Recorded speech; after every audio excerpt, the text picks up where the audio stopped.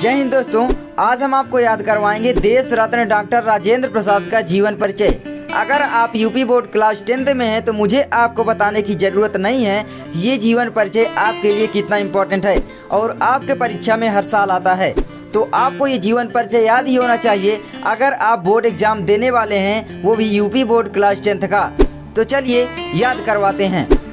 तो जीवन परिचय याद करने के लिए सबसे पहले होता है कि आपको कुछ चीज़ें याद होनी चाहिए, जैसे कि उनका जन्म कब हुआ, उनका जन्म कहाँ पर हुआ, उनके माता का नाम, पिता का नाम, प्रारंभिक शिक्षा, उच्च शिक्षा और उनकी मृत्यु कब हुई। और फिर आप बीच में जो है अपने से बना सकते हैं, पढ़ेंगे तो आपको आसानी से आ जाएगा। तो चलिए देखते हैं। देश रत्न डॉक्टर राजेंद्र प्रसाद का जन्म सन 1884 ईस्वी में बिहार राज्य के छपरा जिले के एक छोटे से गांव जीरादेई में हुआ था। इनके पिता का नाम महादेव सहाय तथा माता का नाम कमलेश्वरी देवी था। इनकी माता एक धार्मिक महिला थी और इन्हें महाभारत की कथाएं और रामायण की कथाएं सुनाया करती थी, जिसके कारण हिंदी के प्रति इनके मन में आकर्षण उत्पन्न हो गया और इन्होंने हिंदी की रचनाएं लिखना प्रारंभ कर दिया।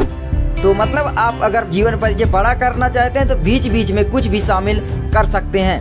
अब जैसे कि इनका परिवार गांव के प्रतिष्ठित एवं संपन्न कृषक परिवारों में से था, अतः बचपन में ये भी खेती किया करते थे। इस तरीके से याद कर सकते हैं। तो चलिए मेन टॉपिक याद कीजिए मेरे साथ कि इनका जन्म सन 1884 ईस्वी में हुआ था।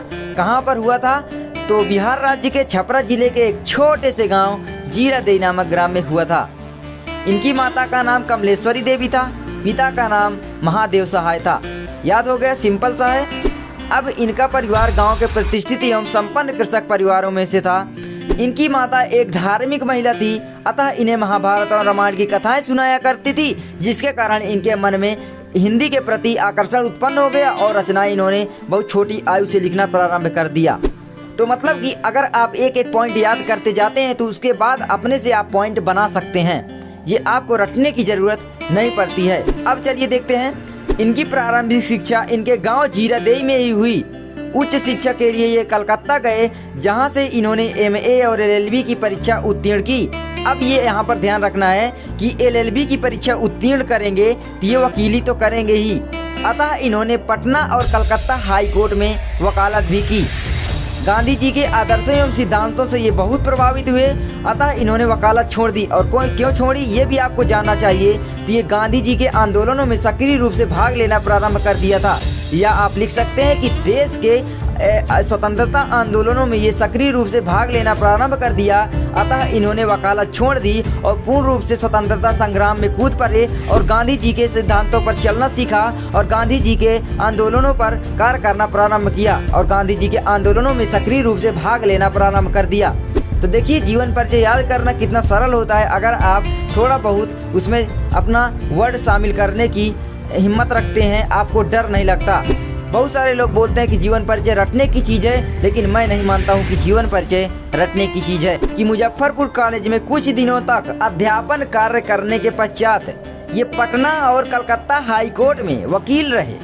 इस तरीके से आप लिख सकते हैं। मतलब कई तरीके ये हो सकते हैं लिखने के। और भी लिख सकते हैं कि भाई इनका झुकाव प्रारंभ से ही राष्ट्र सेवा की ओर था, देश सेवा की ओर था, अतः इन्होंने देश के स्वतंत्रता आंदोलन में भाग लेना प्रारंभ कर दिया और गांधी जी के आंदोलनों में सक्रिय रूप से भाग लिया। या आप लिख सकते हैं गांधी जी के जो चंपारण वाला आंदोलन था उसमें इन्होंने भाग लिया था, तो आप लिख सकते हैं कि इन्होंने गांधी जी के चंपारण आंदोलन में सक्रिय रूप से भाग लिया। अब गांधी जी का आदर्श था सादा जीवन उच्च विचार, अतः इनका भी बन गया कि भाई सादा जीवन उच्च विचार इनके जहन में रोम रोम में व्याप्त था और ये सादा जीवन उच्च विचार के व्यक्ति थे और महान प्रतिभा वाले थे। प्रायः सभी परीक्षाओं में इन्होंने प्रथम स्थान प्राप्त किया। मतलब यार बीच में शामिल कर दोगे ऐसे तो कोई भी आपके नंबर काटने वाला नहीं है। तो जीवन परिचय आपको शॉर्ट में लिखना है। 3 नंबर का आता है, 1 नंबर का आपकी रचनाएं पूछी जाती हैं। उसमें से देश के स्वतंत्रता आंदोलन में और गांधी जी के आंदोलनों में भाग लेने के कारण इनको अनेक बार जेल की यातनाएं भी भोगनी पड़ी, अतः ये अनेक बार जेल गए। इनकी प्रतिभा, महानताओं एवं निष्पक्षता के कारण इन्हें भारत गणराज्य का प्रथम राष्ट्रपति बनाया गया और इनकी प्रतिभा के कारण इनको देश की सर्वोच्च उपाधि भारत रत्न से इनको अलंकृत किया गया, जिसके कारण ये देश रत्न कहलाए। तो देख सकते हैं कितना सरल तरीके से याद होता जाता है। इनकी मृत्यु सन 1963 ईस्वी को हो गई। तो इस तरीके से जीवन परिचय आप याद करेंगे।